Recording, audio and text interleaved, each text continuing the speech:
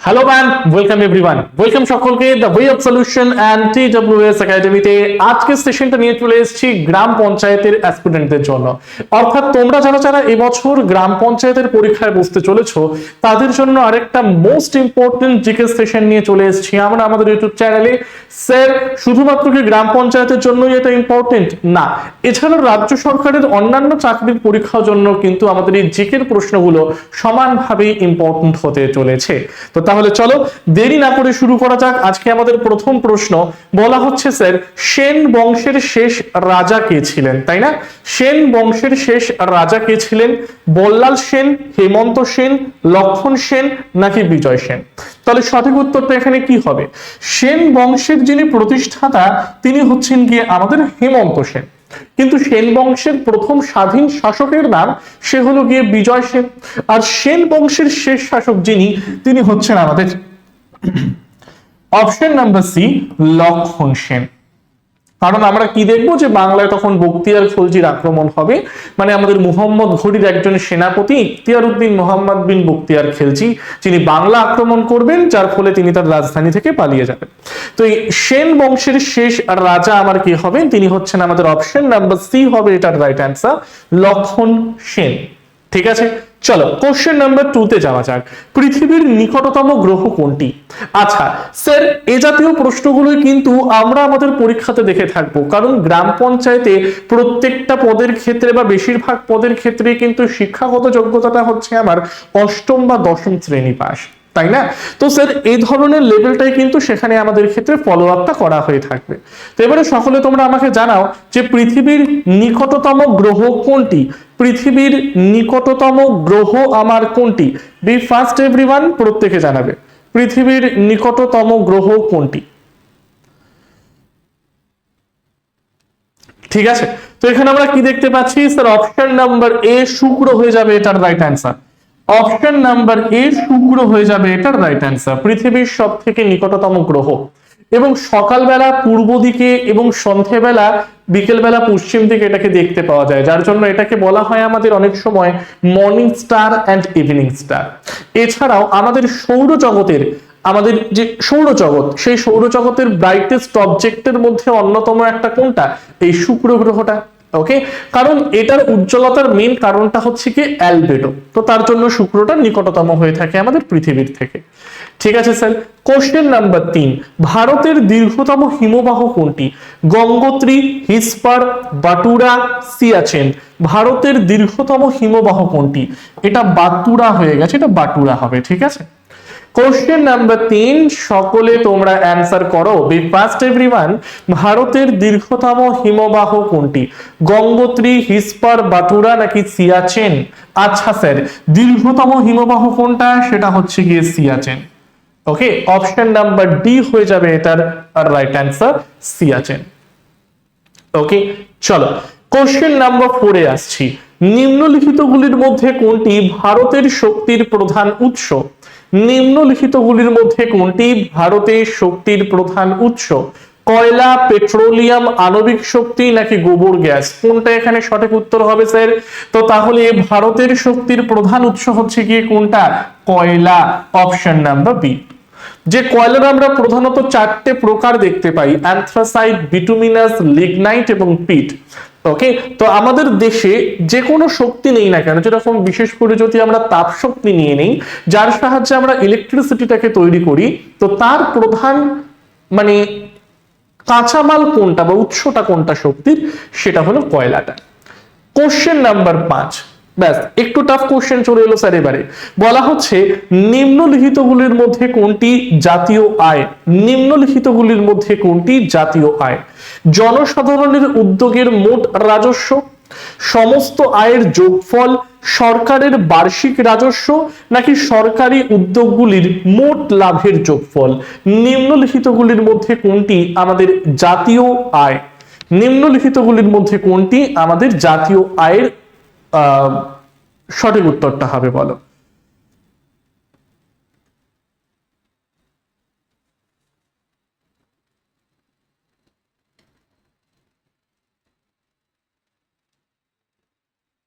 চলো তাহলে দেখিনি আমরা স্যার, যে ফার্স্টে আমাকে বলা হচ্ছে যে জাতীয় আয়। একদম প্রথমে আমাকে যে পয়েন্টটা এখানে বলা হচ্ছে সেটা হচ্ছে গিয়ে স্যার কি, সেটা হলো কি আমাদের জাতীয় আয়। ওকে, আচ্ছা জাতীয় আয় মানে কি, এনএনপি। এই এনএনপির পুরো কথাটা হলো নেট ন্যাশনাল প্রোডাক্ট। এই এনএনপির পুরো কথাটা হলো নেট ন্যাশনাল প্রোডাক্ট, ঠিক আছে। এই এনএনপি থেকে আমরা বাদ দেব হলো কি ইনডাইরেক্ট ট্যাক্সেস। এই এনএনপি থেকে আমরা বাদ দেব ইনডাইরেক্ট ট্যাক্সেস এবং সেখান থেকে আমরা বাদ দেব সাবসিডি, গভর্নমেন্ট যে সাবসিডি গুলোকে চালায় সেটা। তো এটা হচ্ছে গিয়ে ফর্মুলা কোনটা বের করার, জাতীয় আয় বের করার। বাট এখানে টেকনিক্যালি অ্যান্সারটা আমরা কি ধরে নেব, যে সমস্ত আয়ের যোগফল, ঠিক আছে। চলো স্যার কোশ্চেন নাম্বার 6, কোথায় জীবাশ্ম দেখতে পাওয়া যায়? কোথায় জীবাশ্ম দেখতে পাওয়া যায়, দ্যাট মিন্স ফসল যেটাকে আমরা বলি, অর্থাৎ উদ্ভিদ এবং প্রাণীর দেহাবশেষ, তাই না, বা দেহাবশেষের ছাপ যেটাকে আমরা বলতে পারি। তাহলে কোথায় পাবো, আগ্নেয় শিলা, পাললিক শিলা, রূপান্তরিত শিলা, নাকি কোনোটিই নয়? সঠিক উত্তর হচ্ছে কি পাললিক শিলা, that means option number B হয়ে যাবে আমাদের কারেক্ট অ্যান্সার। কোশ্চেন নাম্বার 7 এ আসা যাক, কত বছর পর সাধারণত হ্যালির ধূমকেতু দেখা যায়? কত বছর পর সাধারণত হ্যালির ধূমকেতুটা দেখতে পাওয়া যায়?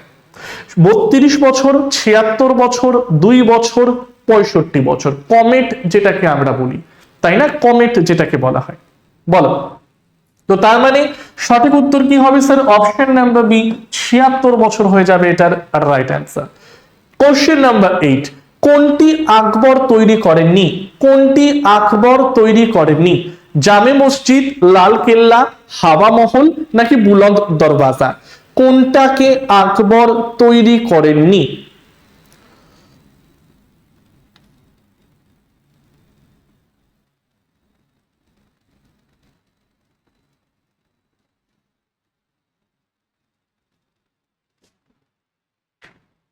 চলো দেখে নিই আমরা, তাহলে সঠিক উত্তর কি হবে, অপশন নাম্বার সি, হাওয়া মহল। অপশন নাম্বার সি, হাওয়া মহল। স্যার হাওয়া মহল সম্বন্ধে ইম্পর্টেন্ট কি, এটাকে 1799 সালে তৈরি করা হয়। কোথায় এটা, স্যার জয়পুর। ওকে, 1799 সাল, জয়পুর শহর, অর্থাৎ রাজস্থানের জয়পুর শহরে আমরা এটাকে তৈরি হতে দেখতে পাই। ওকে, বানানকে মহারাজা সোয়াই প্রতাপ সিং। হাওয়া মহলটাকে বানাচ্ছেন মহারাজা সোয়াই প্রতাপ সিং। আর এই হাওয়া মহলের স্থপতি বা যিনি আর্কিটেক্ট, তাই না, এই রাজার আমলে বানানো হয়েছিল। আর স্থপতি হচ্ছেন গিয়ে লালচাঁদ ওস্তাদ। স্থপতি হচ্ছেন লালচাঁদ ওস্তাদ, ঠিক আছে। তো এই হাওয়া মহল সম্বন্ধে এই ইম্পর্টেন্ট পয়েন্টগুলো কিন্তু তোমরা একটু নোট ডাউন করে নেবে। চলেন স্যার পরেরটায়, সতীদাহ প্রথা কত সালে নিবারণ করা হয়? সতীদাহ প্রথা কত সালে নিবারণ করা হয়? 1825, 1856, 1829, নাকি 1784? সতীদাহ প্রথা কত সালে নিবারণ করা হয়, তাই না? তাহলে সঠিক উত্তর 1829 সাল। কার আমলে করা হবে স্যার? লর্ড উইলিয়াম বেন্টিংকের আমলে। কার আমলে এটা করা হবে? লর্ড উইলিয়াম বেন্টিং এর শাসনকালে বা এর সময়কালে ভারতে সতীদাহ প্রথা নিবারণটাকে কিন্তু করা হবে, ঠিক আছে। আচ্ছা, উইলিয়াম বেন্টিং কে? উইলিয়াম বেন্টিং হচ্ছেন কি আমাদের দেশের শেষ governor general of Bengal. Governor general of Bengal তিনি ছিলেন শেষ, এবং গভর্নর জেনারেল অফ ইন্ডিয়া হচ্ছেন কি প্রথম। মানে তার শাসন আমলেই ব্রিটিশ ক্রাউন তো তখনও আসেনি পুরোপুরি ক্ষমতায়, that means east India company. তো তার সময়কালে লাস্ট, মানে উইলিয়াম বেন্টিং হচ্ছেন কি শেষ গভর্নর জেনারেল অফ বেঙ্গল, এবং ভারতের প্রথম গভর্নর জেনারেল অফ ইন্ডিয়া তিনি কে? William Bentinck. আর রাজা রামমোহন রায়ও কিন্তু এই সতীদাহ প্রথা নিবারণে একটি মুখ্য ভূমিকা পালন করেছিলেন, তাই না? চলো কোশ্চেন নাম্বার 10, প্রেসিডেন্সি কলেজ কবে প্রতিষ্ঠিত হয়? প্রেসিডেন্সি কলেজ কবে প্রতিষ্ঠিত হয়? Which of the following is your correct answer? 1800 সাল, 1858 সাল, 1835 সাল নাকি 1855 সাল? প্রেসিডেন্সি কলেজ কবে প্রতিষ্ঠিত হয়? বি ফাস্ট এভরিওয়ান, প্রত্যেকে আমাকে জানাবে। চলো, প্রেসিডেন্সি কলেজ কবে প্রতিষ্ঠিত হয়? তাহলে প্রেসিডেন্সি কলেজ বর্তমানে যেটাকে আমরা প্রেসিডেন্সি ইউনিভার্সিটি বলে চলি, তার আগে অর্থাৎ প্রেসিডেন্সি ইউনিভার্সিটির আগে তার নাম ছিল প্রেসিডেন্সি কলেজ এবং তার আরো আগে নাম ছিল হলো কি হিন্দু কলেজ, তাই না? তাহলে হিন্দু কলেজ প্রতিষ্ঠিত হয়েছিল 1817 সালে কলকাতায়, ঠিক আছে? তার পরবর্তীকালে এই হিন্দু কলেজটাই নাম পাল্টে হবে আমাদের প্রেসিডেন্সি কলেজ, যেটার নামকরণটা আবার স্টার্ট হবে কবে থেকে? 1855 সাল থেকে। তো সেই হিসেবে আমরা অ্যান্সারটা এখানে করে নিতে পারি যে প্রেসিডেন্সি কলেজ কবে প্রতিষ্ঠিত হয়? 1855 সাল। বাট তার আগে এটা তৈরি হয়ে গিয়েছিল এবং নাম ছিল হিন্দু কলেজ, এবং যেটা তৈরি হয়েছিল 1817 সাল নাগাদ। কোশ্চেন নাম্বার 11 এ আসি। পঞ্চায়েত ব্যবস্থায় প্রথম স্তর কোনটি? বলে ফেলো সকলে। পঞ্চায়েত ব্যবস্থায় প্রথম স্তর কোনটি? গ্রাম পঞ্চায়েত, জেলা পরিষদ, গ্রাম সভা নাকি পঞ্চায়েত সমিতি? পঞ্চায়েত ব্যবস্থায় প্রথম স্তর আমার কোনটি? তাহলে প্রথম স্তর স্যার কোনটা হবে? অপশন নাম্বার বি হবে আমাদের রাইট অ্যান্সার, গ্রাম পঞ্চায়েত, তারপরে আসে পঞ্চায়েত সমিতি এবং লাস্টে আসে হলো কি জেলা পরিষদ। 12 নম্বর প্রশ্নে আমরা চলে আসছি, কোশ্চেন নাম্বার 12। গ্রাম পঞ্চায়েতের সভা কার দ্বারা আহুত হয়? গ্রাম পঞ্চায়েতের সভা কার দ্বারা আহুত হয়? পঞ্চায়েত প্রধান, সভাপতি, সভাধিপতি নাকি রাজ্যপাল? গ্রাম পঞ্চায়েতের সভা কার দ্বারা আহুত করা হয়? তাহলে তিনি হচ্ছেন আমাদের যিনি গ্রাম পঞ্চায়েতের প্রধান। তাহলে অপশন নাম্বার এ হয়ে যাবে এটার কারেক্ট অ্যান্সার। নিম্নলিখিত কোন ব্যক্তির আদর্শ অনুসারে ভারতের পঞ্চায়েত ব্যবস্থাটি গঠিত হয়েছে? নিম্নলিখিত কোন ব্যক্তির আদর্শ অনুসারে ভারতে পঞ্চায়েত ব্যবস্থাটি গঠিত হয়েছে? রবীন্দ্রনাথ ঠাকুর, নেহেরু মানে জওহরলাল নেহেরু, নেতাজি সুভাষচন্দ্র বোস নাকি মহাত্মা গান্ধী? বলো কার আদর্শটা আমার কিন্তু এই জায়গাটার মধ্যে রিফ্লেক্ট করা হয়েছে? ওকে, তাহলে এই আইডিয়াটা আমরা নিয়েছি মূলত মহাত্মা গান্ধীর গ্রাম স্বরাজ বলে একটা কনসেপ্ট থেকে। তো তার জন্য এটা আমরা গান্ধীজিটাকে নিতে পারি। কনসেপ্টটা কি? কনসেপ্টটা হচ্ছে গিয়ে গ্রাম সমাজ।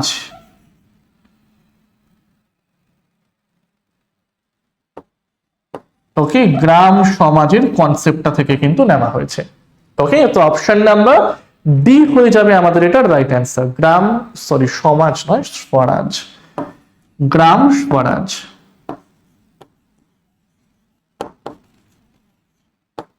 ওকে স্যার, চলেন কোশ্চেন নাম্বার 14। রাজ্যের রাজ্যপালকে কে নিযুক্ত করেন? এই যে বর্তমানে যে আমাদের রাজ্যপাল যিনি হচ্ছেন কেন রবি, এনাকে যুক্ত করেছেন কে এই পদে? স্থলাভিষিক্ত করেছেন কে এই পদে?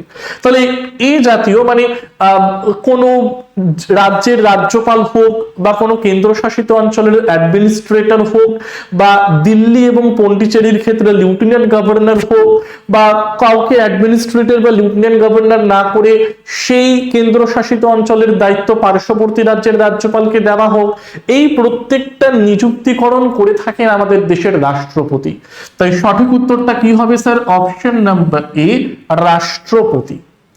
কোশ্চেন নাম্বার 15 এ আসছি। আইন কমিশন ভারতে কত বছর পর পর গঠিত হয়? আইন কমিশন ভারতে কত বছর পর পর গঠিত হয়?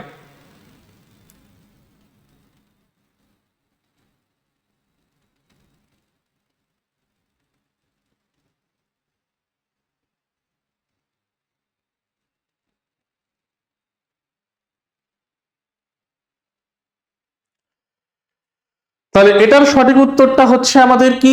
অপশন নাম্বার সি, 3 বছর পর পর। আচ্ছা, পরবর্তী প্রশ্নে যাওয়ার আগে প্রত্যেকের জন্য একটা ইম্পর্টেন্ট অ্যানাউন্সমেন্ট। তোমরা যে সকল স্টুডেন্টরা বা অ্যাসপিরেন্টরা আমাদের টিডব্লিউএস এ খোঁজ করে চলছো এবং যারা যারা এবছর গ্রাম পঞ্চায়েতের ভ্যাকেন্সিটাতে ফর্ম ফিল আপ করে চাকরিটাকে পেতে চাইছো, তো তাদের জন্য কিন্তু আমরা অলরেডি টিডব্লিউএস অ্যাপের মধ্যে নিয়ে চলে এসেছি ওয়েস্ট বেঙ্গল গ্রাম পঞ্চায়েত ব্যাচ, যেখানে তোমরা বর্তমান যে পঞ্চায়েতের সিলেবাস বা ভবিষ্যতে বা যদি নোটিফিকেশন বেরোনোর আগে সিলেবাসেও কোনো পরিবর্তন হয়, তো তার উপর বেস করে আমরা কিন্তু এই ব্যাচটাকে সম্পূর্ণ নিয়ে এসেছি। সম্পূর্ণ থিওরি ভিত্তিক একটি ব্যাচ, যেখানে বেসিক থেকে অ্যাডভান্স লেভেল পর্যন্ত তোমাদের প্রত্যেকটা টপিক ধরে ধরে করানো হবে, এবং সেই টপিকগুলো থেকে কোন কোন ধরনের প্রশ্ন আমাদের পরীক্ষায় আসতে পারে সেগুলোকে নিয়েও কিন্তু আলোচনা করা হবে। আচ্ছা স্যার, কোন কোন সাবজেক্ট আমাদের পড়তে হবে এই ব্যাচটার মধ্যে? জিকে, অঙ্ক, বাংলা এবং ইংলিশ। ওকে, এবারে যদি কোনো না কোনো ভাবে ভবিষ্যতে আমরা সিলেবাসের সামান্য পরিবর্তনও দেখতে পাই, তাহলে কিন্তু আর আলাদা করে কোনো ব্যাচ কেনার দরকার নেই। এই ব্যাচটাকেই আমরা এক্সটেন্ড করে আমাদের ছাত্রদেরকে সেই এক্সট্রা টপিকগুলোকেও কিন্তু করিয়ে দেব। ঠিক আছে, সম্পূর্ণ থিওরি একটি ব্যাচ, তার সাথে এমসিকিউ সলভ প্রত্যেকটি সাবজেক্ট এবং টপিক ভিত্তিক, সম্পূর্ণ লাইভ একটি ব্যাচ। অর্থাৎ তোমার যদি ক্লাস করতে করতে কোনো প্রবলেম হয়, তাহলে যিনি সেই ক্লাসটা নিচ্ছেন সেই স্যার বা ম্যামকে তুমি ডিরেক্টলি কোশ্চেন করে তোমার ডাউটটাকে সলভ করে নিতে পারবে। ক্লাসের পর সেই ক্লাস নোটের পিডিএফ পেয়ে যাচ্ছ, তার সাথে ফ্রি মক টেস্ট পেয়ে যাচ্ছ, যেগুলোর ধরনের প্রশ্ন কিন্তু আপকামিং পরীক্ষাতেও তোমরা দেখতে পারবে। ব্যাচটা অলরেডি লঞ্চ করা হয়ে গিয়েছে, মানে এখনো পর্যন্ত অফারও চলছে আমাদের। সম্পূর্ণ ভ্যালিডিটি হচ্ছে গিয়ে 12 মাসের জন্য, অর্থাৎ 3 মাসের মধ্যে কোর্স কমপ্লিট হয়ে গেলেও সেই কোর্সের ভিডিও লেকচারস থেকে শুরু করে, তার পিডিএফ থেকে শুরু করে, তার মক টেস্ট থেকে শুরু করে তোমরা কিন্তু সেটাকে 1 বছর পর্যন্ত অ্যাক্সেস করতে পারবে।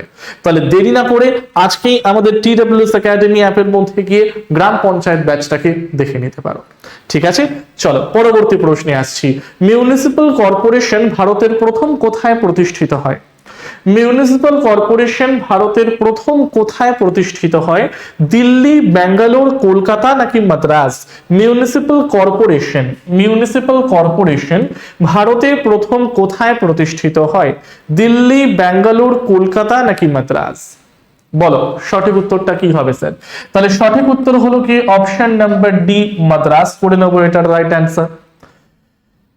কোশ্চেন নাম্বার 17, ভারতীয় পার্লামেন্টে যুগ্ম অধিবেশন কে আহ্বান করে? জয়েন্ট সেশন যেটাকে বলা হয়, অর্থাৎ লোকসভা এবং রাজ্যসভার জয়েন্ট সেশন, এটাকে কে আহ্বান করতে পারে? ওকে, এই যে আমরা বলি না রাষ্ট্রপতির আইন সংক্রান্ত ক্ষমতা বা লেজিসলেটিভ পাওয়ার, তো এবারে রাষ্ট্রপতি যদি প্রয়োজন মনে করেন তাহলে তিনি সংসদে যৌথ অধিবেশনটাকে আহ্বান করতে পারেন, জয়েন্ট সিটিং যেটাকে বলা হয়। তো তাহলে আহ্বান করেন কে? আহ্বান করেন হচ্ছেন গিয়ে আমাদের রাষ্ট্রপতি। অপশন নাম্বার সি হবে গিয়ে কিন্তু এটার কারেক্ট অ্যান্সার। 18টা বলো, সুপ্রিম কোর্টের বিচারপতি হতে গেলে কোন বিচারপতির কমপক্ষে কত বছর হাইকোর্টে বিচারপতির অভিজ্ঞতা থাকা প্রয়োজন? সুপ্রিম কোর্টের বিচারপতি হতে গেলে কোন বিচারপতির কমপক্ষে কত বছর হাইকোর্টে বিচারপতির অভিজ্ঞতা থাকা প্রয়োজন?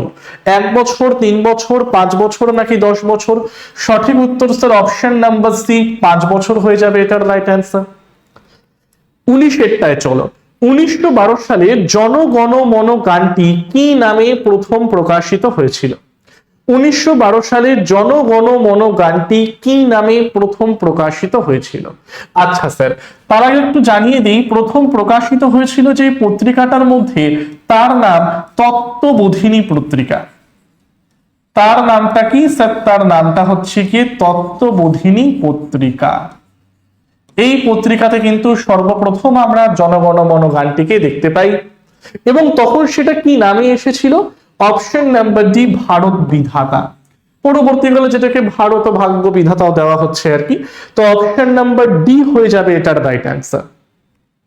ওকে, কোশ্চেন নাম্বার 20, কোন ব্যক্তির উপর আরোপিত যে করটি তিনি দেন সেটা আমার কোন ধরনের কর? কোন ব্যক্তির উপর আরোপিত যে করটি তিনি দেন সেটি আমার কোন ধরনের কর? প্রত্যক্ষ কর, অপ্রত্যক্ষ কর, স্থানীয় কর নাকি উপরের কোনোটি নয়? কোন ব্যক্তির উপর কর উপর আরোপিত যে করটি তিনি দেন সেটা কি? তাহলে সেটা হচ্ছে কি আমাদের প্রত্যক্ষ কর। অপশন নাম্বার এ হবে এটার রাইট অ্যান্সার। ওকে স্যার, ডান। 21 চলে আসছি আমরা। 21 বলছে ডেকান ট্র্যাপটি কোন শিলা দ্বারা গঠিত? 21 কি বলছে? 21 বলছে কি যে স্যার ডেকান ট্র্যাপটি আমার কোন শিলা দ্বারা গঠিত? ডেকান ট্র্যাপটি আমার কোন শিলা দ্বারা গঠিত? চলো বলো। তো তাহলে এটা হচ্ছে কি আমাদের ইগনিয়াস রক, মানে আগ্নেয় শিলা। Option number C, basalt. Okay, option number C হবে এটার রাইট অ্যান্সার, ব্যাসাল্ট, আগ্নেয় শিলা বা ব্যাসাল্ট। কোশ্চেন নাম্বার 22, আইনি আকবরী কার রচনা? কোশ্চেন নাম্বার 22, আইনি আকবরী কার রচনা? আবুল ফজল, আব্দুল কাদির, আল বেরুনি নাকি আমির খুসরো? স্যার আমির খুসরো তো আকবরের টাইমে তিনি আর নেই, কারণ আমির খুসরো হচ্ছেন কি দিল্লি সালতানাত পিরিয়ডে তিনি ছিলেন, তাই না? গিয়াসউদ্দিন বালবান, জালালউদ্দিন ফিরোজ খিলজি, আলাউদ্দিন খিলজি, এদের টাইমে তিনি বেসিক্যালি ছিলেন। গিয়াসউদ্দিন তুগলক, এদের টাইমে আমাদের আমির খুসরো ছিলেন, যাকে বলা হয় তুতুয়া হিন্দ বা প্যারট অফ ইন্ডিয়া। ওকে, চলো, তো তাহলে এখানে আইনি আকবরী গ্রন্থের রচয়িতাকে, তিনি হচ্ছেন আমাদের Abul Fazal. Abul Fazal, option number A Abul Fazal, তিনি কিন্তু আইনি আকবরীটাকে আমার লিখেছিলেন। রিক্টার স্কেল কি জন্য ব্যবহৃত হয়? রিক্টার স্কেল কি জন্য ব্যবহৃত হয়? সমুদ্রের ঢেউয়ের উচ্চতা পরিমাপে, বৃষ্টিপাতের পরিমাণ জানতে, বায়ুর গতির পরিমাণ জানতে নাকি ভূমিকম্পের তীব্রতা পরিমাপে? রিক্টার স্কেলকে আমরা কি জন্য ব্যবহার করে চলি স্যার, যদি একটু বলেন। তাহলে রিক্টার স্কেল এটা স্যার ভূমিকম্পের সাথে সম্পর্কিত, তার মানে ভূমিকম্পের তীব্রতাটাকে মাপবে। অপশন নাম্বার ডি হবে এটার কারেক্ট অ্যান্সার। কোশ্চেন নাম্বার 24 যাওয়া যাক। রূপনারায়ণ নদীটি কোন দুটি নদী যুক্ত হয়ে সৃষ্টি হয়েছে? বা ওয়েস্ট বেঙ্গল জিওগ্রাফির একটা মোস্ট ইম্পর্টেন্ট প্রশ্ন নিয়ে চলে এসেছি আজকে। দেখতেই পারছো তোমরা, রূপনারায়ণ নদীটি কোন দুটি নদী যুক্ত হয়ে সৃষ্টি হয়েছে? কেলেঘাই কংসাবতী, অজয় দামোদর, শিলাবতী দ্বারকেশ্বর নাকি কাঁসাই সুবর্ণরেখা? রূপনারায়ণ নদীটি কোন দুটি নদী যুক্ত হয়ে সৃষ্টি হয়েছে বলো। তো তার মানে রূপনারায়ণ যখন বলেছে, তার মানে শিলাবতী এবং দ্বারকেশ্বর, বা শিলাইও অনেক বইতে লেখা থাকে শিলাই এবং দ্বারকেশ্বর, ঠিক আছে? Option number C. Keleghai plus Kangsabati এই দুটো নদী যুক্ত হয়ে কি তৈরি করে? হলদি নদীটাকে কিন্তু তারা আমার তৈরি করে থাকে। সো এই পয়েন্টটা একটু লিখে নিয়েও পরীক্ষায় কিন্তু দিয়ে দেয়। 25 বলো, ভারতের অরণ্য গবেষণা কেন্দ্র কোথায় অবস্থিত? বাহ স্যার, আরেকটা ইজি প্রশ্ন দিয়েছে আমাদের, ভারতের অরণ্য গবেষণা কেন্দ্র কোথায় অবস্থিত? ভারতের অরণ্য গবেষণা কেন্দ্র কোথায় অবস্থিত?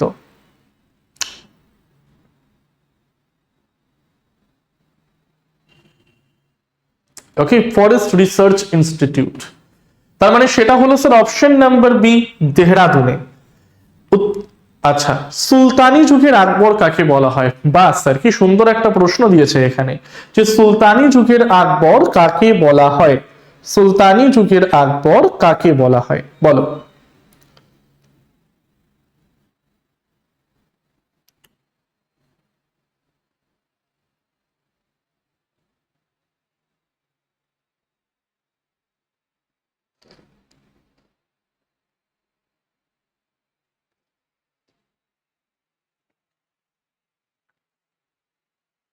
চলো, তাহলে সুলতানি যুগের আকবর বলা হবে কাকে? Option number D, Firoz Shah তুগলককে। অনেকগুলো কারণ আছে, যেরকম এক তো হচ্ছে তিনি অনেকটা পরিমাণে খাল খনন করেছিলেন, দাতব্য চিকিৎসালয় বানিয়েছিলেন, মানে যেটাকে আমরা বলি দার উল সাফা,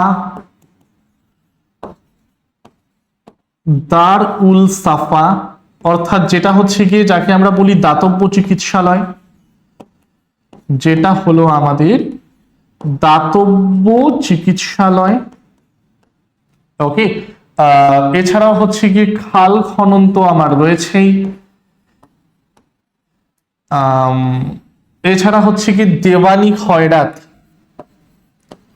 মানে বেকারদের জন্য বা গরিবদের জন্য দেওয়ানি খয়রাত, এই ডিপার্টমেন্টটাকেও কিন্তু তিনি আমাদের বানিয়েছিলেন, কে? ফিরোজ শাহ তুগলক, যাকে বলা হয় কি দিল্লি সালতানাতের আকবর। ওকে, এছাড়াও এর সাথে মনে রাখবে যে কাশ্মীরের আকবর কাকে বলা হয়, কারণ এই প্রশ্নগুলোই কিন্তু পরীক্ষায় আমাদের বারংবার দেয়, তাই না? নাম্বার 1 তিনি হচ্ছেন কি কাশ্মীরের আকবর, এন্ড নাম্বার 2 এটা মাথায় রাখবে বাংলার আকবর, নাম্বার 2 তে মাথায় রাখবে বাংলার আকবর। তো তাহলে স্যার কাশ্মীরের আকবর বলা হবে জয়নুল আবেদিনকে, কাশ্মীরের আকবর বলা হবে জয়নুল আবেদিনকে, এন্ড বাংলার আকবর বলা হবে আলাউদ্দিন হোসেন শাহকে, আলাউদ্দিন হোসেন শাহ। তাহলে এখানে তিনটে পয়েন্ট মাথায় রাখবি, দিল্লি সালতানাতের আকবর, বাংলার আকবর আর কাশ্মীরের আকবর কাকে বলা হচ্ছে। একজন হচ্ছেন কি ফিরোজ শাহ তুগলক, জয়নুল আবেদিন কাশ্মীরের আকবর, আলাউদ্দিন হোসেন শাহ তিনি হচ্ছেন কি বাংলার আকবর। ঠিক আছে, চলো কোশ্চেন নাম্বার 27। আকবরের সময় নিচের কোনটি সঠিক? আকবরের সময় নিচের কোনটি আমার সঠিক? দিন ইলাহি মনসবদারি প্রথা, আকবরের জন্ম, আশিরগড়ের যুদ্ধ। ও স্যার এত কিছু ছাড়েন, আকবরের জন্মটাই তো এখানে ভুল দেওয়া আছে। আকবর সেকেন্দ্রাবাদে কোথায় জন্মেছে? আকবর তো জন্মেছে অমরকোটে, তাই না? সালটাও 1542, তার মানে সঠিক উত্তর অপশন নাম্বার সি। এটাই হচ্ছে আমার সঠিক নয় ভুল। চলো 28, কোন জায়গাটিতে জাহাজ নির্মাণ শিল্প গড়ে উঠেছে? কোন জায়গাটিতে জাহাজ নির্মাণ শিল্প গড়ে উঠেছে? পানিহাটি, ডানকুনি, গার্ডেন রিচ নাকি শ্রীরামপুর? তো তার মানে স্যার এটার কি বলার আছে? জাহাজ মানে হচ্ছে গিয়ে নিশ্চয়ই সামনাসামনি কোনো পোর্ট আমার থাকবে। তাহলে যেরকম কলকাতায় খিদিরপুর পোর্ট আমরা বলি, নিশ্চয়ই তার আশেপাশের কোনো এলাকা হবে। তাহলে সঠিক উত্তরটা কি? Garden Reach, option number C. ঠিক আছে, আচ্ছা দক্ষিণ পূর্ব রেলের হেডকোয়ার্টার, জেলার সড়ক পথের দায়িত্ব কার হাতে আছে? গ্রাম পঞ্চায়েত, পঞ্চায়েত সমিতি, জেলা পরিষদ নাকি কেন্দ্রীয় সরকার? স্যার কি বলেছে? জেলার সড়ক পথ, তাহলে কার দায়িত্বে এটা থাকবে? জেলা পরিষদ, অপশন নাম্বার সি। এনার হাতে এটাকে আমরা দেখতে পারবো, বা জেলা পরিষদের হাতে আমরা দেখতে পারবো জেলার সড়ক পথের দায়িত্বটা। কোশ্চেন নাম্বার 30, জগৎ গুরু কাকে বলা হয়? আমি এখানে আরেকটা টার্ম তোমাদের জন্য অ্যাড করছি, সেটা হলো কি জগৎ ভূষণ, জগৎগুরু অথবা জগৎ ভূষণ। এবারে আরো ক্লিয়ার হবে তোমাদের। বলতো জগৎগুরু বা জগৎ ভূষণ কাকে বলা হয়? আদিল শাহ, জয়নুল আবেদিন, হুসেন শাহ নাকি নুসরত শাহ?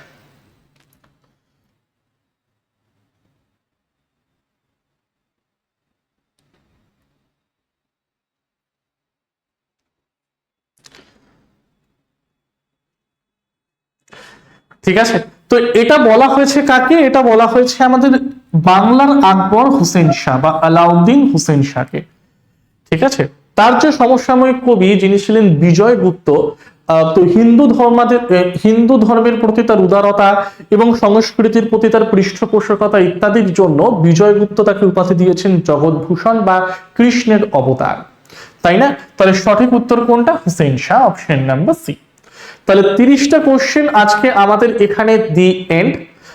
তোমরা সকলেই জানো যে পিএসসির তরফ থেকে এবছর প্রথম যে রিক্রুটমেন্ট ভ্যাকেন্সিটা বের করা হয়েছে সেটা হলো WBPSC মিসলেনিয়াস 2024-এরটা। ঠিক আছে, তো যারা যারা মিসলেনিয়াসটাকে পাখির চোখ করে এগিয়ে চলছো তাদের জন্য কিন্তু আমরা অলরেডি TWS একাডেমিতে নিয়ে চলে এসেছি পিএসসি মিসলেনিয়াস ফাউন্ডেশন ব্যাচ, যেখানে অ্যারিথমেটিক এবং জেনারেল স্টাডিজ এর চ্যাপ্টার গুলো মানে সাবজেক্ট গুলো তোমাদের প্রত্যেকটা টপিক ধরে ধরে বেসিক থেকে অ্যাডভান্স লেভেল পর্যন্ত করানো হচ্ছে। আর প্রত্যেকটা টপিকে বিগত বছরে কোন কোন প্রশ্ন এসছে বা WBCS প্রিলিমস এর ক্ষেত্রে কি কি প্রশ্ন আমরা দেখতে পাই, বা আপকামিং ইয়ারে বা আপকামিং যে পরীক্ষাটা হতে চলেছে সেখানে কোন ধরনের প্রশ্ন আসবে, সবকিছু নিয়ে কিন্তু আমরা আলোচনা করব এই ব্যাচটার মধ্যে। ঠিক আছে, তো সমস্ত বিষয়ের সিলেবাস ভিত্তিক ক্লাস বেসিক থেকে অ্যাডভান্স লেভেল পর্যন্ত, তার সাথে পেয়ে যাচ্ছ free mock test only for the prelims. আর সোম থেকে শনি রোজ ক্লাসেস হবে জিএস এবং অ্যারিথমেটিকের পার্টটাকে নিয়ে। তো যারা যারা এখনো পারচেজ করেনি তারা আমাদের অ্যাপের মধ্যে কিন্তু এই মিসলেনিয়াসের ব্যাচটাকেও পেয়ে যাবে। গ্রাম পঞ্চায়েতের ব্যাচ সম্বন্ধে তো বলেই দিলাম। যারা যারা এখনো এই ব্যাচগুলো কোথা থেকে পাবো, বা স্যার ফ্রিতে মক টেস্ট কোথা থেকে দেবো, বা পেইড মক টেস্ট আছে কিনা, বা পেইড নোট বা ফ্রি নোটস আছে কিনা, বা আপনাদের ক্লাসের ডেমো দেখতে চাই, এই মানে পেইড ব্যাচের ডেমো দেখতে চাই, স্যার কোথা থেকে দেখবো এত কিছু? তো এত কিছুর জন্য আমার একটাই সলিউশন, 10টা প্রবলেমের একটাই সলিউশন, সেটা হলো কি TWS একাডেমি অ্যাপ। কোথায় পাবো স্যার? ওরে এই যে আমরা ফেসবুক হোয়াটসঅ্যাপ যেখান থেকে ইনস্টল করি, দ্যাট মিন্স পাতি বাংলায় তুমি প্লে স্টোরে চলে যাবে, বা অ্যাপেলের ফোনের ক্ষেত্রে যেটাকে আমরা বলি অ্যাপ স্টোর যেটা হয়ে থাকে আর কি অ্যাপেল স্টোরের ক্ষেত্রে, তো সেখানে গিয়ে তোমরা সার্চ করবে আমাদের দ্য TWS একাডেমি অ্যাপ। তারপরে এই অ্যাপটাকে তোমরা ইনস্টল করে তোমাদের নাম এবং ফোন নাম্বার দিয়ে রেজিস্ট্রেশন করলে কিন্তু এরকম একটা ইন্টারফেস খুলে যাবে, যেখানে তোমরা free mock test, free study material, free demo video, paid ব্যাচের বা আমাদের পেইড ব্যাচের সমস্ত তথ্য, paid mock test, study material সব কিছু কিন্তু তোমরা এই একটা অ্যাপের মধ্যেই পেয়ে যাবে। ডেইলি কারেন্ট অ্যাফেয়ার্স থেকে শুরু করে যে কোনো সরকারি চাকরির নোটিফিকেশন অথেন্টিক আগে পেতে তোমাদের কিন্তু এই অ্যাপটাকে এখনই ডাউনলোড করতে হবে। তাহলে দেরি না করে এখনই প্লে স্টোরে গিয়ে সার্চ করে ডাউনলোড করে নাও TWS একাডেমি অ্যাপটাকে। আর বর্তমানে আমাদের TWS একাডেমি অ্যাপে এই কোর্সগুলো কিন্তু চলছে: combined foundation 7.0, railway foundation batch number 2, PSC miscellaneous foundation, upper primary foundation, ANM-GNM foundation, WPKP foundation. যদি অ্যাপ রিলেটেড এবং ব্যাচ রিলেটেড কোনো কোয়েরি তোমাদের থেকে থাকে তাহলে তোমরা নিচের স্ক্রিনে দেওয়া নাম্বারে একবার একটু কল করে নিও। 9062160805 এই নাম্বারে বা হোয়াটসঅ্যাপে করতে পারো সকাল 10টা থেকে বিকেল 7টা পর্যন্ত। ঠিক আছে, the way of solution Telegram চ্যানেলটা জয়েন হতে ভুলো না, কারণ যে কোনো আপডেট, যে কোনো ফ্রি ব্যাচের ভিডিও এবং মক টেস্টের লিংক আমরা কিন্তু এই টেলিগ্রাম চ্যানেলটার মধ্যেও তোমাদেরকে প্রোভাইড করে থাকবো। আর লাস্ট বলে দিই, এই তিনটে YouTube channel, the way of solution, TWS academy এবং TWS স্মার্ট, এই তিনটে ইউটিউব চ্যানেলকে কিন্তু একদম মাস্ট তোমাদের সাবস্ক্রাইব করতে হবে। কারণ যে কোনো সরকারি চাকরির অথেন্টিক ইনফরমেশন থেকে শুরু করে তার রিক্রুটমেন্ট নোটিফিকেশন বা তার রিলেটেড ফ্রি ক্লাসেস বা ফ্রি মক টেস্টের ব্যবস্থা, এছাড়াও সেই এক্সামগুলোর জন্য কোনো পেইড ব্যাচ বা পেইড মক টেস্ট বা পেইড PDF আসছে কিনা সবকিছু কিন্তু আমরা অ্যানাউন্স করে দিই তোমাদের এই তিনটি ইউটিউব চ্যানেলের মধ্যে। ঠিক আছে, আর আমাদের কিন্তু এর মধ্যে অনেক ফ্রি ক্লাসেস চলতে থাকে যার মাধ্যমেও কিন্তু তোমরা উপকৃত হতে পারো তোমাদের এক্সামগুলোতে। ঠিক আছে, আর আজকে এই ভিডিওটা যদি অবশ্যই ভালো লেগে থাকে তাহলে অবশ্যই লাইক করবে, বন্ধুদের সাথে শেয়ার করতে ভুলবে না, আর অবশ্যই কিন্তু চ্যানেলটিকে সাবস্ক্রাইব করবে। আর লাস্টে আরেকটা কথা, কার কটা অ্যান্সার ঠিক হলো সেই সংখ্যাটা কিন্তু 30-এর মধ্যে কত আমাকে কমেন্ট সেকশনে জানাতে ভুলবে না। তাহলে আজকের সেশনটাকে এই পর্যন্তই রাখলাম। টিল দেন সকলকে thank you everyone, thank you সকলকে। চলো।